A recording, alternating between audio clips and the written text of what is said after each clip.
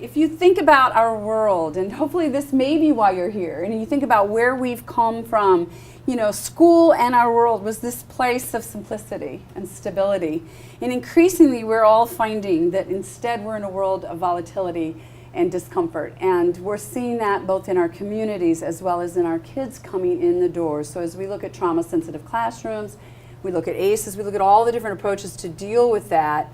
You know, we knew in a big way social and emotional learning competencies had to have their place in school. There had to be time, and Deer Park will share how they carved out time to really focus on that piece, as well as student identity. And 2 years ago, in a span of 18 months, about 2 to 3 years ago, in a span of 18 months during that time, we actually had 3 student suicides in our district. And our district isn't very big. You know, we have 1,400 kids K to 12.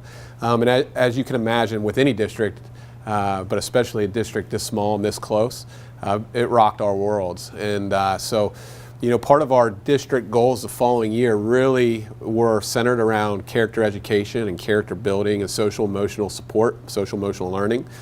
You know, we know from the Census Bureau data, 1 in 5 kids that are living in the U.S. show signs or symptoms of a mental health disorder in a given year. So in many ways, you're going to hear and see today from Deer Park. But for us, this is very much, if you think about the PBIS pyramid, it's the bottom. It's that bottom tier that we're trying to catch kids early and intervene early and really develop deep relationships between staff and students so that we can preempt some of those problems that surface. And there's obviously mental health issues that we're not going to walk away from our mental health providers. You know, there's a mental health provider here in Deer Park, great partner, and they're still going strong. But it really is to get a hold of these kids early on and really identify issues.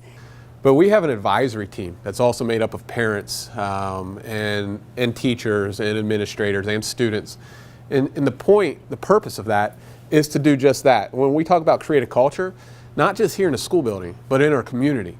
You know, if it stops here, it's not as effective.